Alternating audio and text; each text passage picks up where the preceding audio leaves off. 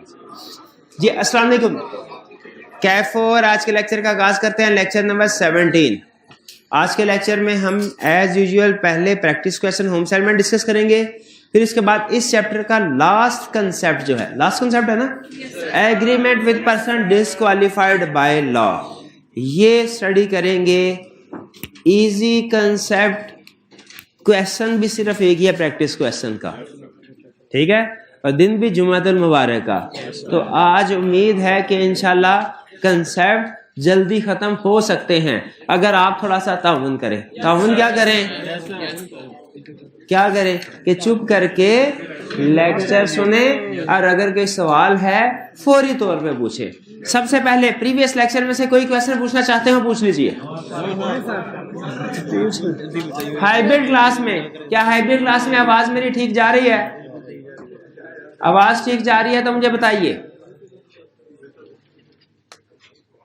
Hybrid class में हाथ नहीं उठाना, आवाज सुनानी है, आवाज सुनाइए।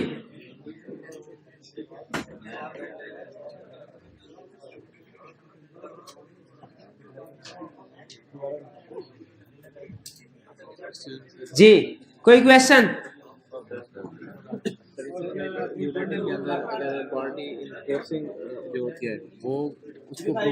अच्छा, ये जो बर्डन ऑफ प्रूफ है ये स्टूडेंट पूछ रहे हैं कि सर इसको जरा दोबारा से समझा दीजिए, बर्डन ऑफ प्रूफ वाली बात को, कि किस पार्टी ने क्या प्रूव करना होता है। तो वो आज क्वेश्चन हम करेंगे, क्वेश्चंस के अंदर आएगा तो मैं इसके साथ इसको दोबारा एक्सप्लेन कर देता हूँ, ठीक है जी।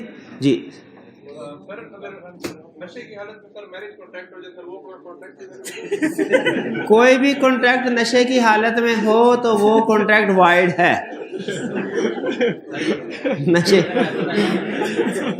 नशे की हालत में शादी का कॉन्ट्रैक्ट होता है। एक मिनट है जब भाई, ये पहले नहीं, अब केस का पूरा एनालिसिस, सवाल पूछा है तो केस का एनालिसिस अब हम पूरा करेंगे। नशे की ये चर्च किसने पी हुई थी? दुल्हन है कि दुल्हन नहीं? पहले ये बता, जल्दी बताओ किसने? दुल्हन ने चर्च पी हुई थी। अच्छा चले, तो अगर दूल्हा चर्च नशे की हालत में है, उसने एग्रीमेंट कर लिया शादी का, वो कॉन्ट्रैक्टर क्या कहता है? वॉइड है, ठीक है। अच्छा अब मुझे ये बताइए, बर्डन अगर इसको वाइड साबित करना है, बर्डन ऑफ प्रूफ किसके ऊपर होगा? जी देखा जाए ना, देखा जाएगा कि जो दूल्हा है ये नॉर्मली साउंड माइंड का है या नॉर्मली अनसाउंड माइंड का, बता, ठीक है। नॉर्मली साउंड माइंड है, नशे की हालत में क्या, तो जाहिर है नशे के, जब नशा करे तभी नशा होता है, उससे पहले तो नहीं होता। नॉर्मली साउंड माइंड, तो इसका मतलब है जब केस कोर्ट के पास पहुंचेगा, कोर्ट क्या अज्यूम करेगा कि at time of marriage contract वो साउंड माइंड का था। तो इसका मतलब है अब जिसने इसको खत्म करना है, वॉइड करना है, रिसेंड करना है, उसे साबित करना पड़ेगा कि दूल्हा नशे में था एट टाइम ऑफ कॉन्ट्रैक्ट, ठीक है जी। तो यहाँ पे मुझे बताइए, भागना कौन चाहता है, दूल्हा के दुल्हन? दुल्हन भागना, तो उसको साबित करना पड़ेगा, उसको साबित करना पड़ेगा कि दूल्हा एट टाइम ऑफ कॉन्ट्रैक्ट नशे में था। लेकिन अगर दूल्हा इसको सेट असाइड करना चाहता है तो उसे साबित करना पड़ेगा कि मैं नशे में था। बर्डन ऑफ प्रूफ समझ गए? बर्डन ऑफ प्रूफ में दो चीजें ध्यान में रखनी है आपने इस कंसेप्ट को समझते हुए। बर्डन नंबर एक, किसने साबित करना है, साबित किसने कर, और दूसरा साबित क्या करना है, किसने करना है, क्या करना है, ठीक है। तो अगर पर्सन साउंड माइंड का हो, normally at time of contract unsound mind हो, तो साबित क्या करना होता है? साउंड माइंड साबित करना होता है कि अनसाउंड माइंड? Unsound mind. और किसने साबित करना है? जो कॉन्ट्रैक्ट को रिसेंड करना चाहता है। इस्लामी नुक्ता नजर से क्या निकाह भाई, जाके किसी निकाह से मुफ्ती हजरात से पूछे, मुझे तो ला आता है, वो भी थोड़ा सा आता है, थोड़ा सा नहीं आता। और बाकी ये सारे जो पेचीदा मसाइल हैं, हाँ जी, और जाती मसाइल हैं, इन्हें क्लास में डिस्कस ना करें, इन्हें मुफ्तियाने कराम से रुजू करें। जी मेरे भाई, बस कर दे यार, बस कर दे, पूरी बारात ही सवाल पूछ रही है आप। वापिस आते 37। Comment on enforceability of following agreements executing with persons of unsound mind. कहता है ये पर्सन ऑफ अनसाउंड माइंड के साथ एग्रीमेंट किया, बताए इनफोर्सेबल है कि नहीं है। अगेन फिर रोज बताऊंगा बात। कंसेप्ट छोटा, ये एग्जाम्पल छोटी छोटी है, कंसेप्ट बड़ा है। एग्जाम्पल छोटी है, कंसेप्ट, लेकिन जब आप पेपर उठा के देखेंगे तो एग्जाम्पल बड़ी हो जाएगी। कंसेप्ट यही होगा, एग्जाम्पल बड़ी। तो बड़ी एग्जाम्पल से घबराना नहीं है। 2 पैराग्राफ आ गए, इतना मुश्किल। बैकएंड पे कंसेप्ट यही सिंपल वाले अप्लाई हो रहे होंगे। कह रहा है Salim agree to sell property worth ₹25 million for ₹12 million. यहां तक कोई प्रॉब्लम नहीं थी। 25 मिलियन की 25 लाख में भी बेच देता, कोई प्रॉब्लम नहीं थी। प्रॉब्लम कहां से आई? His mother prove that he was an idiot by birth. जो इडियट बाय बर्थ है इसका मतलब क्या? अच्छा एक चीज में रखिएगा, हमने कल डेफिनेशन पढ़ी, उसमें वर्ड हमने देखे स्पेसिफिक पर्सन, लुनेटिक और ड्रंकन डिलीयर। अच्छा, बाज़ वो केस स्टडी में स्पेसिफिक पर्सन या लुनेटिक का वर्ड यूज करेगा तो आपको पता चल जाए। बाज़ वो इनकी बजाय ये वर्ड यूज करेगा, जैसे यहां पे उसने कहा इडियट बाय बर्थ, या ये वर्ड यूज करेगा यूजुअली ऑफ साउंड माइंड। तो जो कंसेप्ट वो यूज करे उसके मुताबिक हम केस स्टडी को सॉल्व कर लेंगे। अच्छा, किसी केस स्टडी में उसने इस तरह का वर्ड यूज कर लिया कि mister A was a special person, specific person who is usually of unsound mind but occasionally of sound mind. हमने तो ये पढ़ा स्पेसिफिक पर्सन हमेशा ही अनसाउंड माइंड होता है। तो जब केस स्टडी में वो एक्सप्लेन कर देना कि उसकी मेंटल कंडीशन क्या है, तो आपने जो केस स्टडी में लिखा हुआ है उसको पिक करना है, उसको फॉलो करना है क्वेश्चन को। जो हमारा बुक वाला कंसेप्ट है उसको थोड़ी देर के लिए पीछे कर देना है। जैसे नॉर्मली बुक में उसने हमें क्या समझाया कि लुनेटिक कौन होता है? Lunatic usually sound mind, usually unsound mind और ओकेजनली साउंड माइंड। लेकिन अगर किसी केस स्टडी में किसी पर्सन के बारे में लुनेटिक का वर्ड यूज करे और कहे कि ये यूजुअली साउंड माइंड है और ओकेजनली अनसाउंड माइंड, तो फिर हमने कौन सी डेफिनेशन को पिक करना है? बुक वाले की है कि केस स्टडी क्वेश्चन वाले? केस स्टडी वाले। ठीक है, ये चीज ध्यान में रखिए। यहां पे उसने एक कंसेप्ट के साथ उसको डेफिनेशन को क्रॉस करवा दिया था, तो वहां पे हमने, क्योंकि जनरल रूल है हमारा कि केस स्टडी की गिवन इंफॉर्मेशन के मुताबिक आंसर लिखना होता है, जो किताब में लिखा हुआ उसके मुताबिक नहीं। ये तो जनरल रूल है ना। सलीम एग्री, तो ये बाय, अच्छा इसमें इसने सिंपल कर दिया बाय, इसका मतलब है हमेशा के लिए ही ये अनसाउंड है। तो एग्रीमेंट वॉइड, एग्रीमेंट वॉइड, किसी को कोई साबित करने की जरूरत, बस ये साबित, बल्कि उसकी मदद से साबित कर दिया, खत्म कहानी। Clear? B, a patient in lunatic asylum who is at intervals of sound mind. asylum में पेशेंट इन lunatic asylum यानी पागलखाने में है। lunatic asylum का मतलब क्या है? पागलखाने में है। who is at intervals of sound, जो कभी कभार साउंड माइंड है। तो बताइए इसके साथ एग्रीमेंट करेंगे, वैलिड होगा कि वाइड होगा? अगर एट टाइम ऑफ कॉन्ट्रैक्ट ये साउंड माइंड है तो वैलिड, और अगर at time of contract unsound mind है वाइड। अच्छा, एग्रीमेंट हो गया। फर्ज कीजिए मैंने इस पर्सन के साथ एग्रीमेंट किया, इसके मैं बाहर हूं, ये लुनेटिक असाइलम, इसके साथ अब यह केस सुनिएगा गौर से। ये है एट इंटरवल साउंड में, कभी कभार नॉर्मली अनसाउंड, कभी कभार साउंड माइंड है। अब मैंने एग्रीमेंट कर लिया, पागलखाने से बाहर है। एग्रीमेंट मेरे फायदे में है, इनके नुकसान में, मेरे फायदे में है, इनके नुकसान में। अब इन्होंने, इनकी तरफ से वकील ने जाके कह दिया सर इस कॉन्ट्रैक्ट को कैंसिल कर दिया जाए।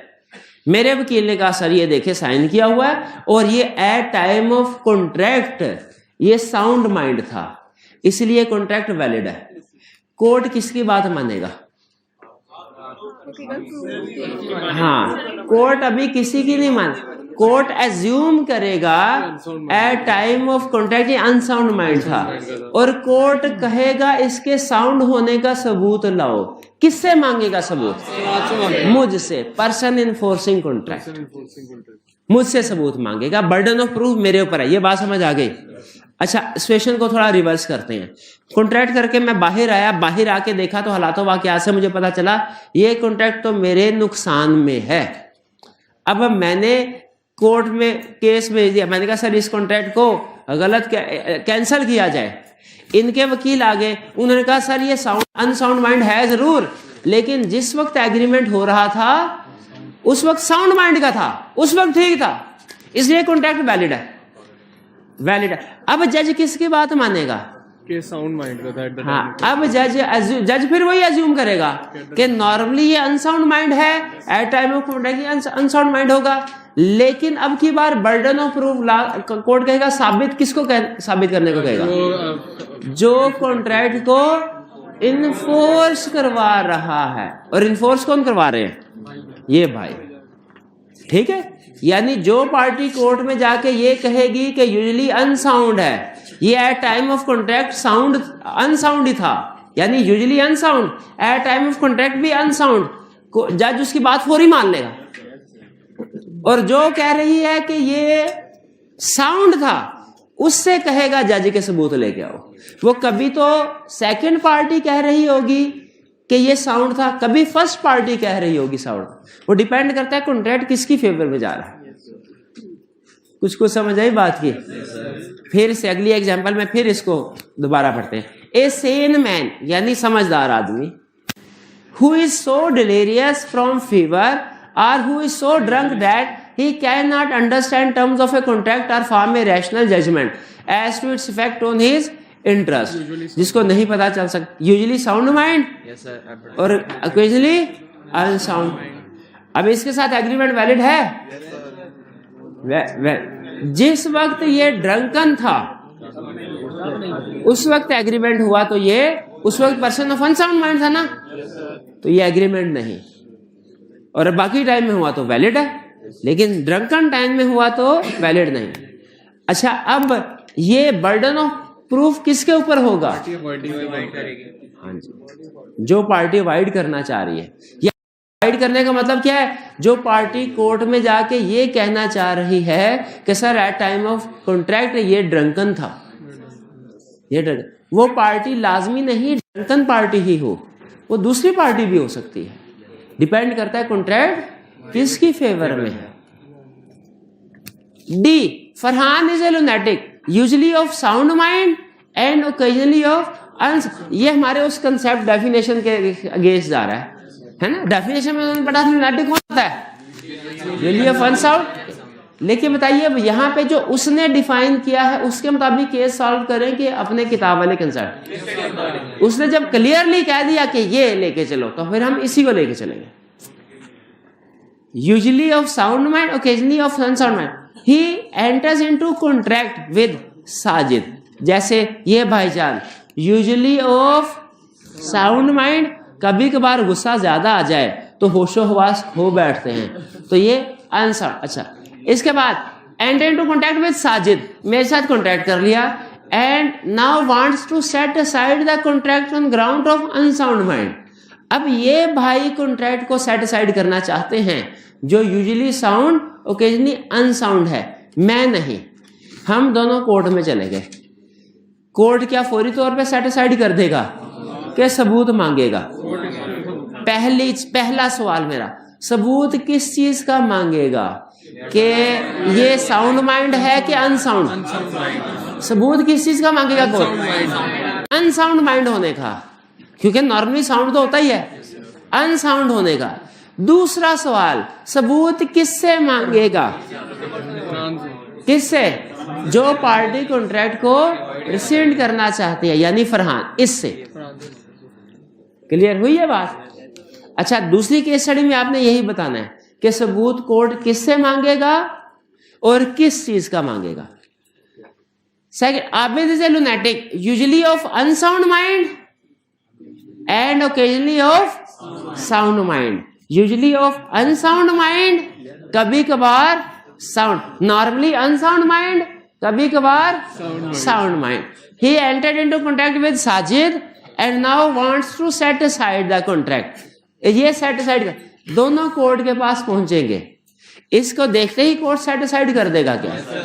नहीं, कोर्ट सबसे पहले कहेगा बताओ कि किस बेस पे, ये कहेगा जी एट टाइम ऑफ कॉन्ट्रैक्ट में अनसाउंड था। कोर्ट अनसाउंड होने का सबूत मांगेगा कि साउंड होने का सबूत मांगेगा? ये यूजुअली अनसाउंड है और कभी कभार साउंड होने का। किससे मांगेगा? जो पार्टी कॉन्ट्रैक्ट को इन्फोर्स करवाना चाहती है। यानी अगर मैं कॉन्ट्रैक्ट को इन्फोर्स करवाना चाहता हूं तो कोर्ट मुझे कहेगा साबित करो कि ये at time of contract sound mind था। यानी अगर ये कोर्ट में जाके कहता है सर इस कॉन्ट्रैक्ट को खत्म कर दें, आपको तो पता है मैं तो नॉर्मली अनसाउंड माइंड का होता हूं, तो इसका जज कहेगा बाकी ये तो अनसाउंड माइंड का होता है। जज इससे सबूत नहीं मांगेगा कि अनसाउंड माइंड का सबूत दो। जज क्या करेगा? मुझसे सबूत मांगेगा, साउंड होने का सबूत दो। फर्क समझ आ रहा है ये? ठीक है, अब इसको आपने दोबारा पढ़ना है और दो चीजों के ऊपर ध्यान रखना है आपने। सबूत किस चीज का चाहिए, साउंड का कि अनसाउंड होने का? और किससे चाहिए? जो इन्फोर्स कर रहा है कॉन्ट्रैक्ट के जो वॉइड कर रहा है। ठीक है, अगर यूजुअली अनसाउंड हो तो सबूत किस चीज का चाहिए होता है? साउंड होने का। यूजुअली साउंड हो है ना, लॉ है, घुमाने वाली चीज है ना, लॉ घूम गए है ना।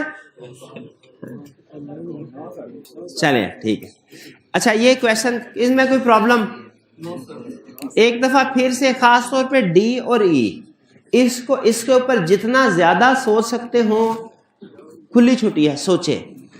ठीक है कि बर्डन ऑफ प्रूफ किसके ऊपर है, किसने साबित करना है और क्या साबित करना है। चलिए आगे चलते हैं।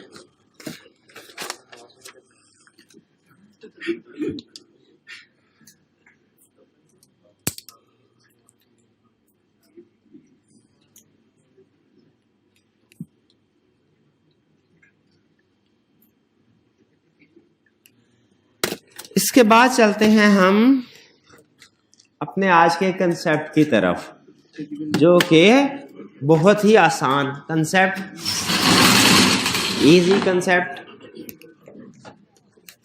Person this. अच्छा हम स्टडी कर रहे थे तीन तरह के कंपिटेंट टू कॉन्ट्रैक्ट में। हमने ये स्टडी किया था तीन तरह के लोग ऐसे हैं जो कंपिटेंट टू कॉन्ट्रैक्ट नहीं हैं। इसके अलावा बाकी सारे लोग कंपिटेंट टू कॉन्ट्रैक्ट है। कौन से लोग कंपिटेंट टू कॉन्ट्रैक्ट नहीं हैं? Minor, person of unsound mind, person disqualified. इसमें दो पढ़ चुके हैं हम, minor, person of unsound mind. आज हम पढ़ने जा रहे हैं पर्सन डिस्क्वालिफाइड बाय लॉ। पहले चीज, कौन कौन से पर्सन डिस्क्वालिफाइड बाय लॉ है? Alien enemy, foreign sovereigns and ambassadors, convicts और इंसॉल्वेंट। अच्छा पहले तो समझ ले ये लोग होते कौन हैं, ये समझ, ताकि केस स्टडी में पहचान ले कि किस कैटेगरी का पर्सन है।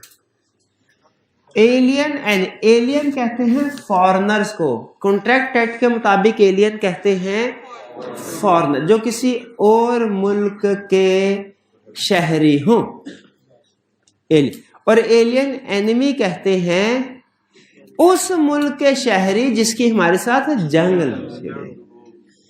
ठीक है, जैसे चाइना भी एलियन है, चाइना और इंडिया भी। चाइना एलियन है, चाइनीज सिटीजन एलियन है, वो एलियन एनिमी नहीं है, एलियन है, एलियन एनिमी नहीं है। और जो इंडिया के सिटीजन हैं वो अभी एलियन ही है, लेकिन कभी कभी एलियन एनिमी बन जाते होते हैं। उनके साथ हमारा पूछताछ चलती रहती है। एलियन अफगानिस्तान में वो तो एलियन है। आगे चलते हैं, एलियन एनिमी समझ आ गया। Next concept, foreign sovereigns and ambassadors. Sovereign and ambassadors क्या होते हैं? सफारत, गैर मुल्की सरकारी लोग और सफारतकार। जैसे हर मुल्क के अंदर सफारतखाना होता है ना दूसरे ममालिक का, जिसमें उनके सफीर रहते हैं, उन सफीर को कहते हैं एम्बेसडर। और सॉवरेन्स क्या है? अगर कतर के कुछ शहजादे या सऊदी अरब के प्रिंस हमारे यहाँ तशरीफ ले आए तो वो हमारे एम्बेसडर्स नहीं हैं, सॉवरेन्स हैं। लेकिन कैटेगरी एक ही है, दूसरे मुल्कों के सिफारतकार या उनके ऑफिशियल्स जब हमारे मुल्क में आते हैं। सवाल ये आप खुद बताइए, जब ये दूसरे मुल्क के लोग होते हैं हमारे मुल्क आते हैं, इनकी पहले तो इनकी मेहरबानी हमारे मुल्क में आ गए, ठीक है? क्या हमारे मुल्क में आएंगे तो इनके ऊपर हमारे मुल्क का कानून लगेगा या इनके मुल्क का? ये एक बड़ा सवाल है, डिबेटेबल क्वेश्चन, ठीक है? तो यहाँ पे आपने अक्सर देखा होगा, सुना होगा, नापसंदीदा शख्सियत करार दे के मुल्क बदर कर दिया किसी बंदे को। तो यहाँ पे अगर कोई जो एम्बेसडर्स या सॉवरेन्स होते हैं वो कोई जुर्म कर भी ले तो फिर उन्हें पाकिस्तान के मुताबिक नहीं इनके मुल्क में भेज दिया जाता है, इनके मुल्क में इनके खिलाफ केस चलता है। जैसे आपको याद होगा कि रेमंड डेविस वाला केस, उसने हमारे बंदे उड़ा दिए थे और फिर उसको हमने किधर भेज दिया था? वापस भेज दिया था। हमने कहा ये अच्छा काम नहीं किया तुमने, आइंदा ना चलेगा, उसको वापस भेज दिया। उसके मुल्क में शायद उसे 2-3 साल कैद की सजा हुई थी, अल्लाह जाने। बहरहाल, तो फॉरेन सॉवरेन एंड एम्बेसडर, ये समझ आ गया आपको? फिर इसके बाद थर्ड, कन्विक्ट्स कहते हैं जिनको सजा हुई। एक होता है मुल्जिम, एक होता है मुजरिम, दोनों में फर्क है? कन्विक्ट किसे क्या मुराद है? मुजरिम, जिसका जुर्म साबित हो गया हो और अदालत ने सजा दे दी हो, उसे कहते हैं convicted. Found guilty and imprisoned, ठीक है, वो है कन्विक्टेड, यानी ये कैदी है जेल में, अपनी सजा खत्म होने का इंतजार कर रहा है। ये एलियन एनिमी है, foreign sovereign and ambassadors, convict और इंसॉल्वेंट। इंसॉल्वेंट कौन होता है? जो अपनी लायबिलिटीज पे करने के काबिल ना रहे। जैसे अगर किसी के पास एसेट्स हैं 100 के, उसकी लायबिलिटीज है 300 की, और वो हाथ उठा देता है, कहता है मैं अपनी लायबिलिटीज पे नहीं कर सकता, कोर्ट में एप्लीकेशन डाल देता है, तो कोर्ट उसको इंसॉल्वेंट करार दे देती है। अच्छा सुन लें, जब इंसॉल्वेंट किसी को डिक्लेयर कर दिया जाता है, इसका मतलब यह है ये अब मजीद कोई अपनी बिजनेस डीलिंग नहीं कर सकता, इसके एसेट्स और लायबिलिटी अब इसको घर भेज दिया जाएगा और इसे कह दिया जाएगा तुमने बाकी की जिंदगी घर से बाहर बिजनेस करने के लिए नहीं निकलना, बाकी किसी काम से निकल बिजनेस करने के लिए। क्यों भला? बिजनेस के नतीजे में तो इंसॉल्वेंट हो गया, तो इसको दोबारा क्या बिजनेस डीलिंग करने की इजाजत देनी चाहिए? अच्छा, सवाल यह है कि इसके जो एसेट्स और लायबिलिटीज है उसका क्या होगा? तो कोर्ट की तरफ से ऑफिशियल एडमिनिस्ट्रेटर या असाइनी उसे कहते हैं, वो पॉइंट होता है, वो इस बंदे के एसेट्स बेच के इसके क्रेडिटर्स को जितना जितना हिस्सा बनता है पे कर देगा, ठीक है? तो ये इंसॉल्वेंट का मतलब समझ आ गया। इंसॉल्वेंट बंदे की गाड़ी है, क्या इंसॉल्वेंट बंदा अपनी गाड़ी बेच सकता है? नहीं बेच सकता। वो सारे उसके सेल परचेज के राइट्स किसके पास चले जाएंगे? उसके जो असाइनी पॉइंट हुआ है, क्योंकि ये तो इंसॉल्वेंट हो गया है। अब इसके एसेट्स बेच के इसके क्रेडिटर्स को पेमेंट करनी है। इंसॉल्वेंट की समझ आ गई? एक दफा फिर से चारों पढ़ने, अगर ये कंसेप्ट समझ आ गया तो आगे समझाना मेरे लिए आसान होगा। इनका मतलब क्या है चारों का? मतलब अब सुने, एलियन एनिमी लॉ क्या कहता है? कहता है एलियन एनिमी के साथ जो कॉन्ट्रैक्ट है वो इन्फोर्सेबल नहीं है। इसमें दो पॉसिबिलिटीज है। पहली पॉसिबिलिटी, जंग छिड़ी हुई थी और आपने उस जंग के दौरान कॉन्ट्रैक्ट कर लिया, तो ये तो नहीं ना होगा एक तरफ से हमारे ऊपर बम फेंक रहे हो, दूसरी तरफ से हम उनको आलू टमाटर भेज रहे हो, ऐसे थोड़ी होगा। तो जो कमर्शियल कॉन्ट्रैक्ट्स हैं वो सारे के सारे। अस्सलाम वालेकुम सर। वालेकुम अस्सलाम। सर अगर इंस्टॉलमेंट में अगर वो बंदे के पास जो सा बैड डेट हो गया, उसके पास कोई एसेट बचा ही नहीं, तो कोर्ट फिर क्या करेगी? अगर इंस्टॉलमेंट वाले बंदे के पास एसेट कोई बचा ही नहीं, कोर्ट क्या करेगी? कोर्ट कुछ भी नहीं करेगी, क्राइटेरिया वो सारा क्राइटेरिया का बैड डेट हो गया। लेकिन उस इंस्टॉलमेंट से कह दे कि तुमने आइंदा कोई चीज बिजनेस शुरू नहीं करना, बिजनेस शुरू नहीं करना। सर फ्यूचर में उसे रिकवर नहीं करवा सकते आप? नहीं, फ्यूचर में रिकवर नहीं करवा सकते। वो यही तो उसने कह दिया कि मैं पे नहीं कर सकता। फ्यूचर में कहां से? फर्ज कीजिए, अब देखिए आप जैसे सवाल पूछ रहे हैं मैं वैसा ही जवाब दे रहा हूं। अगर वो फ्यूचर में पैसे अदा कर दे तो फिर वो इंस्टॉलमेंट नहीं रहेगा, उसके ऊपर वो चार्ज खत्म हो जाएगा। अब वो अपनी मर्जी की जिंदगी जी सकता है, बिजनेस कर सकता है, हाँ, जैसे चाहे जी ले अपनी जिंदगी जी। अच्छा, एलियन एनिमी में बात कर रहे थे हम।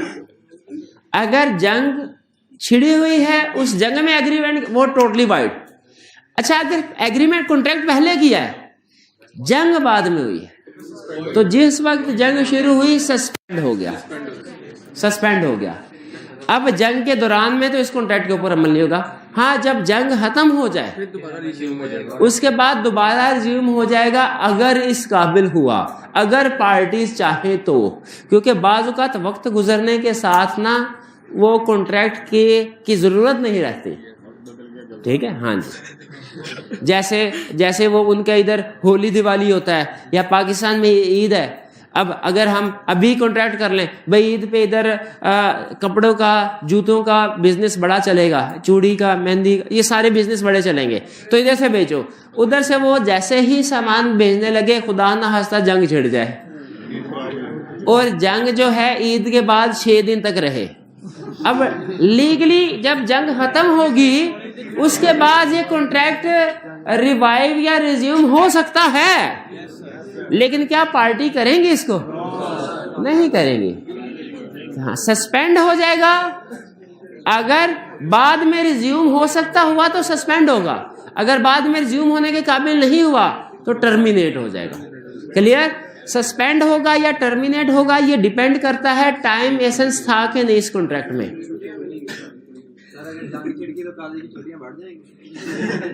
जंग छिड़ गई तो कॉलेज की छुट्टियां बढ़ जाएंगी, बिल्कुल बढ़ जाएंगी। जंग से बेहतर है कोरोना की दुआ कर ले भाई, करनी कर। नहीं, अल्लाह माफ करे, किसी की दुआ नहीं करनी। खुदा का होकर कितना गुदगर्ज इंसान है तू, लाखों करोड़ों लोगों की जिंदगियों का इसे कोई ख्याल नहीं है, अपनी छुट्टियों का ख्याल है। तो छुट्टियां वैसे ही कर ले।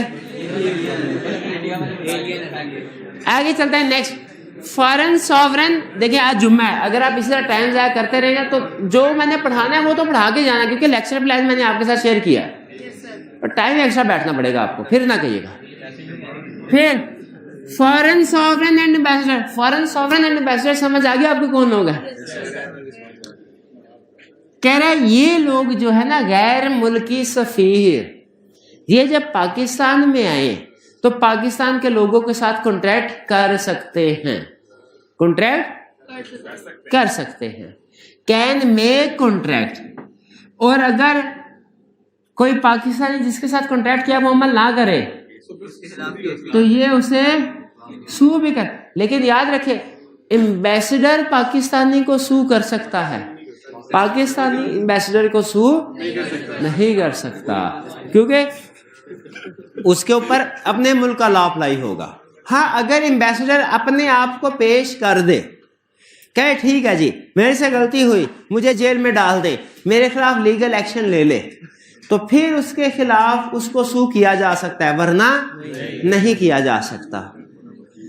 ठीक है, कह रहे कैन नॉट बी सूड, यानी फॉरेन सॉवरेन या एम्बेसडर सू कर सकता है पाकिस्तानी को, लेकिन इसके खिलाफ केस नहीं, unless they choose to submit that themselves, वो खुद कह दे ठीक है जी इजाजत, यानी इनके खिलाफ केस करने से पहले इनकी इजाजत जरूरी है। यही कह रहा है ना, दे छूट। अगर वो इजाजत दे दे फिर केस होगा, वरना नहीं होगा। ये कॉन्ट्रैक्ट एक्ट पाकिस्तान में है सिर्फ, वैसे इंडिया में भी यही है तकरीबन। बाकी लॉ हर मुल्क का अपना डिफरेंट होता है। मे भी ये फॉरेन सॉवरेन, ये नॉर्मली इनको इस्तिस्ना हासिल होता है।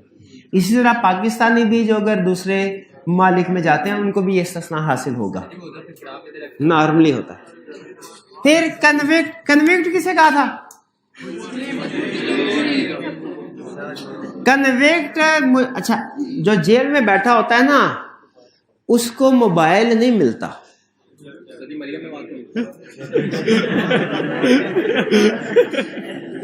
ना उसके पास मोबाइल है, ना वो कमर्शियल डीलिंग कर सकता है, कमर्शियल डीलिंग भी नहीं कर। इसलिए जो कन्विक्टेड है वो कोई भी कॉन्ट्रैक्ट नहीं कर। अच्छा, इसमें फिर दो सिचुएशन है, एक नया कॉन्ट्रैक्ट नहीं कर सकता कोई, दूसरा अगर कन्विक्ट होने से पहले पुराना कॉन्ट्रैक्ट था उसके ऊपर भी अमल नहीं कर सकता, नया कॉन्ट्रैक्ट भी नहीं कर सकता। पुराने कॉन्ट्रैक्ट पे कोई दूसरा पर्सन अगर खिलाफ वर्जी करे उसके खिलाफ केस भी फाइल नहीं कर सकता। ये बात समझ आ गई? ये वार में आपको दो टाइप्स बता दिए थे ना कॉन्ट्रैक्ट की, पहले हुआ हुआ और जो ड्यूरिंग हुआ हुआ। यहाँ पे भी दो टाइप, पहले जो कॉन्ट्रैक्ट हुआ हुआ उसके खिलाफ एक्शन नहीं ले सकता, और जो नया कॉन्ट्रैक्ट है वो तो टोटली वॉइड है।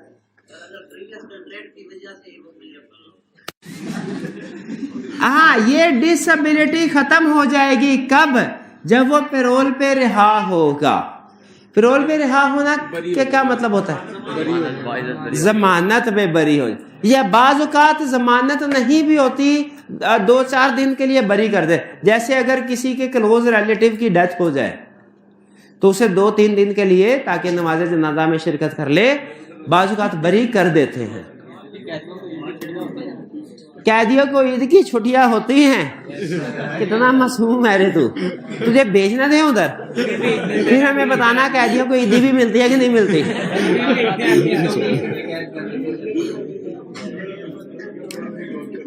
आगे चलते हैं जी। इंसॉल्वेंट, भाई कंसेप्ट समझ आ रहा है कि नहीं? इंसॉल्वेंट, इंसॉल्वेंट का तो सिंपल कंसेप्ट क्या कि इंसॉल्वेंट कभी भी एग्रीमेंट नहीं कर सकता अपनी प्रॉपर्टी बेचने के लिए। डिस्पोज का मतलब होता है सेल करना। इंसॉल्वेंट पर्सन अपनी प्रॉपर्टी को बेचने के लिए एग्रीमेंट नहीं कर, क्यों नहीं कर सकता? क्योंकि उसकी जगह पे जो असाइनी या एडमिनिस्ट्रेटर है वो पॉइंट हुआ है, अब वो करेगा एग्रीमेंट। अब एग्रीमेंट कौन करेगा जी? इंसॉल्वेंट प्रॉपर्टी बेचने का कॉन्ट्रैक्ट नहीं कर सकता, बाकी कर सकता है। अभी उसने कहना सर वो मैरिज कॉन्ट्रैक्ट कर सकता है कि नहीं कर सकता? तो वो कर सकता है। लॉ ने सिर्फ उसे कमर्शियल डीलिंग से मना किया है, पर्सनल डीलिंग वो कर सकता है।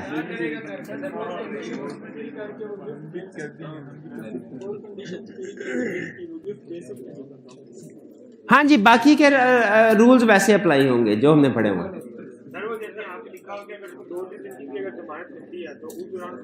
अगर उसे 2-3 दिन की भी जमानत मिलती है उस दौरान में एग्रीमेंट कर सकता है, लेकिन वापस आके फिर उसके खिलाफ एक्शन नहीं ले सकता, क्योंकि जब वो आ गया वापस जेल में तो जब तक जेल में है वो एक्शन नहीं ले। और की क्वेश्चन? हाँ, एंड पे एक टिप लिखी हुई है, वो केस स्टडी में आपके काम आएगी कि अगर कोई इंसॉल्वेंट पर्सन है, फर्ज कीजिए उसे पता है मैं इंसॉल्वेंट हूं, उसे पता है जो मेरे बैंक अकाउंट में या तो पैसे हैं ही नहीं, या अगर हैं तो वो असाइनी यूज कर सकता है, मैं नहीं कर सकता। अकाउंट खाली है, इसके बावजूद वो किसी को चेक दे देता है कि भाईजान ये ऐसा कीजिए, ये कितने का ये डायमंड का सेट है, बस 2.5 करोड़ का, ये लीजिए। अकाउंट में 27 रुपये 60 पैसे पड़े, 2.5 करोड़ का चेक लिख दिया। लॉ क्या कहता है? अगर आपके अकाउंट में पैसे नहीं है, आपको पता है कि पैसे नहीं है, जानबूझ के आपने फेक चेक पे कॉन्ट्रैक्ट करने की कोशिश की, तो ये क्या हो जाएगा?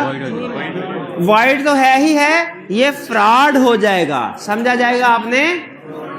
फ्रॉड किया। ये नीचे स्टडी टिप लिखी हुई है, पढ़ रहे? ये फ्रॉड हो जाएगा। और कोई क्वेश्चन? हाँ, हाइब्रिड में है ना सवाल। जी जी, शाबाश, पूछिए।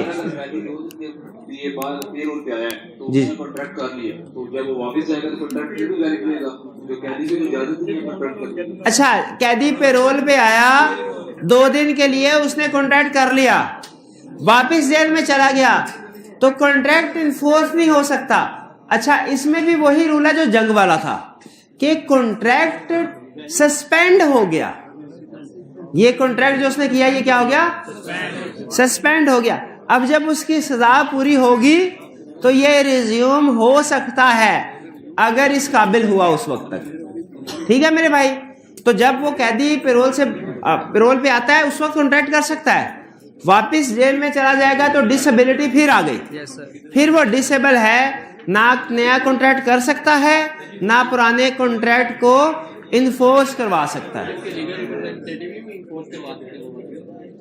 क्लियर?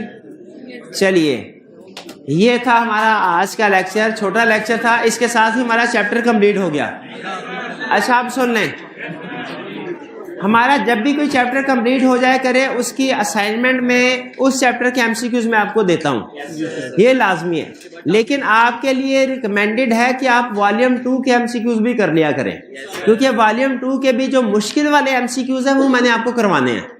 तो मुझे कैसे पता चलेगा कौन से एमसीक्यूज मुश्किल हैं कि नहीं? वो आपने टिक, हाँ, तो आप पढ़ेंगे तो टिक करेंगे ना। इसीलिए ऑफिशियल असाइनमेंट में सिर्फ वॉल्यूम 1 के एमसीक्यूज हैं, लेकिन रिकमेंडेड है कि आप वॉल्यूम 2 के भी एमसीक्यूज कर लें। लेकिन वॉल्यूम 2 का प्रैक्टिस क्वेश्चन नहीं करने, सिर्फ एमसीक्यू करें, प्रैक्टिस क्वेश्चन ना करना, वो मैंने करवाने हैं। मतलब आप खुद कर लेंगे तो मैं क्या करवाऊंगा?